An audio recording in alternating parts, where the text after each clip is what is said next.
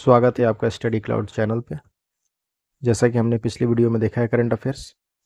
Last हमने देखा किस राज्य में दिबांग बहुउद्देशीय जल विद्युत परियोजना शुरू की गई है। अरुणाचल प्रदेश में। अब इसके आगे हम देखते हैं और प्रश्न। ये हम देख रहे हैं घटना चक्र सीरीज में करंट अफेयर्स। यह परियोजना किसकी सहायक नदी पर निर्मित की जाएगी? ब्रह्मपुत्र की सहायक नदी पर निर्मित की जाएगी। इस परियोजना की विद्युत का उत्पादन क्षमता कितनी होगी? 2880 मेगावाट की क्षमता होगी। यह किस तकनीक से निर्मित विश्व का सबसे ऊंचा बांध होगा?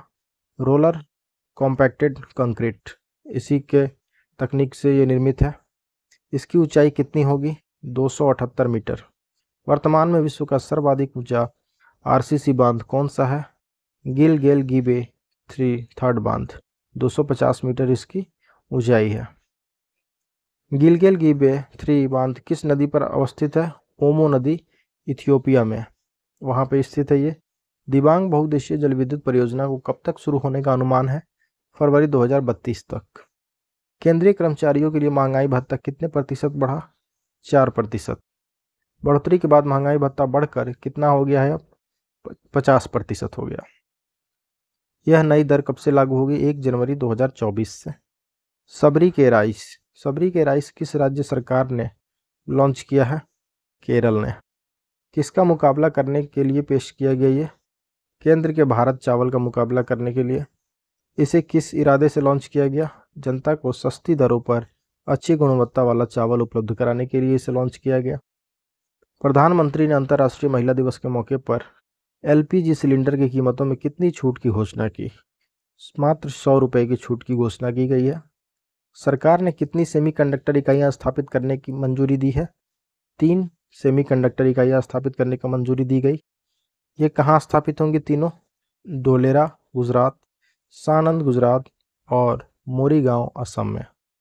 सतलुज जल विद्युत निगम लिमिटेड ने कहाँ पर अपना 100 मेगावाट का सौर ऊर्जा स्टेशन चालू किया है?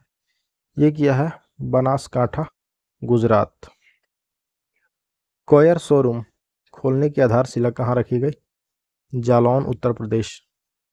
यह आधारशिला जालौन के किस स्थान पर रखी गई? स्थान का नाम है कोंच। इस शोरूम की आधारशिला किसने रखी? इसकी आधारशिला रखी गई भानु प्रताप सिंह वर्मा के द्वारा, राज्य मंत्री सूक्ष्म लघु और मध्यम उद्यम के एमएसएमई के। कॉयर बोर्ड के उत्तर प्रदेश में कितने शोरूम हैं? कॉयर बोर्ड के 4 शोरूम है, प्रयागराज में, कानपुर में, लखनऊ में और वाराणसी में। कॉयर बोर्ड किस मंत्रालय के अधीन आता है? ये आता है सूक्ष्म लघु और मध्यम उद्यम मंत्रालय के अधीन। कॉयर बोर्ड का क्या कार्य है? जूट उद्योग को बढ़ावा देना। हमारा संविधान हमारा सम्मान अभियान कहाँ आयोजित किया गया?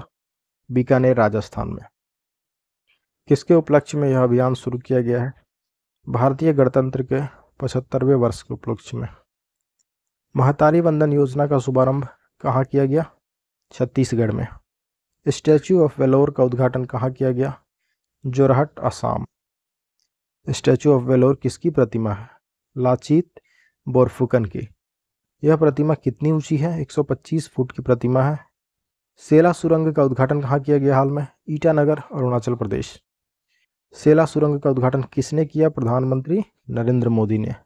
सुरंग का निर्माण किसके द्वारा किया गया? सीमा सड़क संगठन जो बीआरओ है, बॉर्डर रोड ऑर्गेनाइजेशन, इसके द्वारा किया गया। यह सुरंग किसको जोड़ेगी? आसाम को अरुणाचल से, तेजपुर आसाम को, तवांग से अरुणाचल से। 2 लेनों वाली यह सुरंग कितनी ऊंचाई पर है? 13,000 फुट की ऊंचाई पे है। डिस्कॉम एकीकृत रेटिंग में शीर्ष स्थान किसको मिला? अदानी इलेक्ट्रिसिटी मुंबई लिमिटेड, महाराष्ट्र, इसको मिला है। वर्ष 2022-23 के लिए डिस्कॉम रेटिंग का यह कौन सा संस्करण था? 12वां संस्करण था। 55 वितरण कंपनियों में से कितने को A+ रेटिंग मिली? 14 को A+ रेटिंग मिली है। महिला वैज्ञानिकों की सहायता के लिए किसने शेरनी पहल शुरू की? विश्वविद्यालय अनुदान आयोग तथा सूचना और पुस्तकालय नेटवर्क ने नई पहल शुरू की, शेरनी नाम की। इस पहल का मुख्य उद्देश्य क्या है? महिला वैज्ञानिकों का समान प्रतिनिधित्व सुनिश्चित करना। महिला वैज्ञानिकों का समान प्रतिनिधित्व हो, यह सुनिश्चित करना इस पहल का उद्देश्य है। शेरनी पहल जो कि शुरू किया गया यूजीसी और सूचना और पुस्तकालय नेटवर्क के साथ मिलकर। शेरनी का विस्तृत रूप क्या है? सी रिसर्च नेटवर्क इन इंडिया। ऊर्जा पर्यावरण और जल परिषद की रिपोर्ट के अनुसार उपचारित अपशिष्ट जल प्रबंधन में अग्रणी राज्य कौन है? हरियाणा है। उपचारित अपशिष्ट जल प्रबंधन में दूसरे एवं तीसरे स्थान पर कौन है? कर्नाटक एवं पंजाब। कोचरब आश्रम का उद्घाटन कहाँ किया गया? साबरमती, गुजरात में।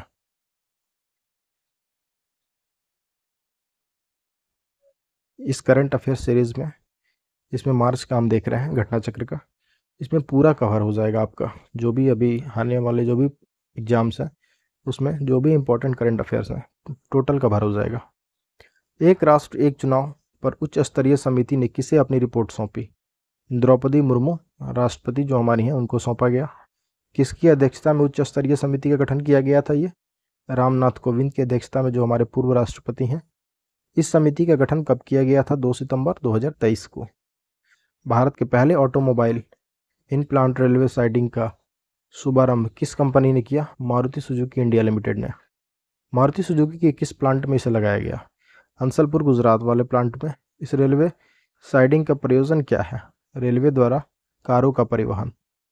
यह रेलवे साइडिंग किस योजना का भाग है? प्रधानमंत्री गति शक्ति योजना का। विश्व किडनी दिवस कब मनाया गया? 14 मार्च को। और इस वर्ष इसका थीम क्या था? सभी के लिए किडनी स्वास्थ्य। प्रसार भारती द्वारा कौन सी समाचार साझाकरण सेवा शुरू की गई है? अभी पीबी शब्द नाम से की गई है। मुख्यमंत्री योगी आदित्यनाथ ने कहां पर मां पाटेश्वरी देवी राज्य विश्वविद्यालय का शिलान्यास किया? बलरामपुर में किया गया उनके द्वारा शिलान्यास। स्वशासी राज्य चिकित्सा महाविद्यालय का उद्घाटन कहां हुआ? गोंडा, उत्तर प्रदेश। उत्तर प्रदेश में कहां कॉम्प्रेस्ड बायोगैस सीबीजी संयंत्र स्थापित किया गया? गोरखपुर में किया गया सीबीजी का प्लांट। यह किस कंपनी का प्लांट है? इंडियन ऑयल कॉरपोरेशन लिमिटेड का प्लांट है। भारतीय स्कूलों में सीमांत प्रौद्योगिकी प्रयोगशालाएं स्थापित करने हेतु किनके मध्य समझौता हुआ? अटल नवाचार मिशन और मेटा के मध्य ये समझौता किया गया। मेटा प्लेटफॉर्म इंक को पहले किस नाम से जाना जाता था? पहले फेसबुक इंक से नाम जाना जाता था। अटल नवाचार मिशन को कौन संचालित करता है? नीति आयोग। किस राज्य ने निजी ट्यूबवेल स्वामित्व वाले किसानों के लिए बिजली बिल माफ करने की घोषणा की? उत्तर प्रदेश ने किया ऐसा। कब से किसानों के स्वामित्व वाले निजी ट्यूबवेलों के लिए बिजली बिलों की पूर्ण छूट की घोषणा की गई है? 1 अप्रैल 2023 से। किस राज्य द्वारा भारत का पहला सरकारी स्वामित्व वाला ओटीटी प्लेटफॉर्म लॉन्च किया गया?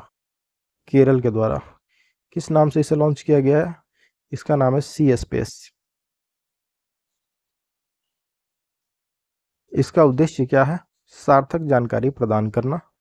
एयरबस ने भारत में विमानन प्रशिक्षण मानकों को बढ़ाने के लिए किसके साथ एक समझौता किया?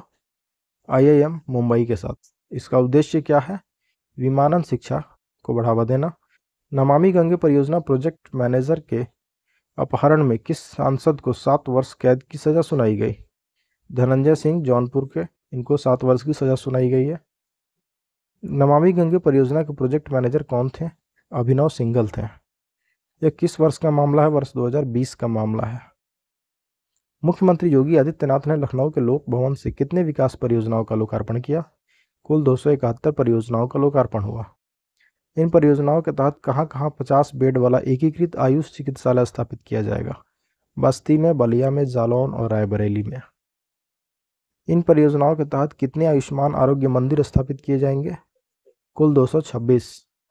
इन परियोजनाओं के तहत किन स्थानों पर छात्राओं के लिए छात्रावास की व्यवस्था की जाएगी? प्रयागराज और झांसी में। कहाँ मेट्रो रेल का शुभारंभ किया गया? आगरा में किया गया।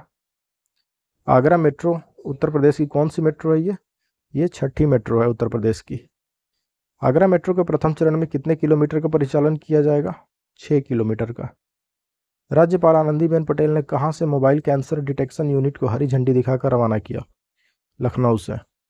किस राज्य ने मुख्यमंत्री युवा उद्यमी विकास अभियान योजना शुरू करने की घोषणा की? उत्तर प्रदेश ने। राज्य सरकार इस योजना के लिए वित्तीय वर्ष 2024-25 में कितने रुपए का आवंटन किया है? 1000 करोड़ रुपए का। कितने रुपए तक की परियोजनाओं के लिए ब्याज मुक्त ऋण प्रदान किया जाएगा? 5 लाख रुपए। प्रतिवर्ष कितने युवा उद्यमियों को तैयार करने का लक्ष्य रखा गया है? 1 लाख युवा उद्यमियों को तैयार करना है। किस प्लेटफॉर्म को नीति और सुशासन के लिए डिजिटल सार्वजनिक अवसंरचना बनाने हेतु शुरू किया गया?